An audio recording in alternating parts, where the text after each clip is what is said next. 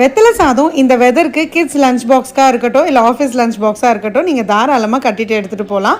வெற்றிலை நம்ம உடம்புல இருக்கிற தேவையில்லாத இன்ஃப்ளமேஷன் அதாவது வீக்கத்தை குறைக்க ஹெல்ப் பண்ணுது. ஃப்ளேவர் எப்படி இருக்கும்லாம் யோசிக்க வேண்டாம். நம்ம 2 பேர் சாப்பிட்றதுக்கு 3 வெத்தலை எடுத்தாலே போதும். அதை எப்படி டேஸ்டியாகவும் ஃப்ளேவர்ஃபுல்லாகவும் செய்யறதுன்னு பார்க்கலாம். வெத்தலை இந்த மாதிரி தூளாக கட் பண்ணி வச்சுக்கோங்க. சட்டியில் 1 டேபிள் ஸ்பூன் உளுந்து, வேர்க்கடலை, எள்ளு, 1 டீஸ்பூன் மிளகு, பாசிப்பருப்பு, கருவேப்பிலை, கொஞ்சம் வெத்தலையை சேர்த்து நல்லா வறுத்துக்கோங்க. கலர் மாதிரி வாசனை வர அளவுக்கு வறுபட்டதும் நீங்கள் மிக்ஸி ஜாரில் மாத்திட்டு கோர்ஸா அரைச்சுக்கோங்க.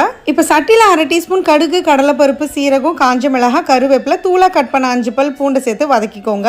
நல்லா வதங்கினதும் இதுல வடிச்ச 1/2 கப் சாதத்தை சேர்த்துக்கோங்க. இப்ப இதுல 3/4 டீஸ்பூன் உப்பு, அரைச்ச பொடி, கட் பண்ண வெத்தலையை சேர்த்து நல்லா கிளறுங்க. இந்த அளவுக்கு தான் நீங்க வெத்தலை சேர்க்கணும். இதுவே போதுமானது. கடைசியா 1 டீஸ்பூன் நெய் சேர்த்து இறக்குனீங்கன்னா செம டேஸ்டியா இருக்கும். அப்படியே மறக்காம ஸ்டவ்வோடு சமைக்கும் போது கொஞ்சம் லவ்வோடு சமைச்சிங்கன்னா சுமாரா இருக்கிற சமையல் கூட சூப்பரா இருக்கும். எப்படி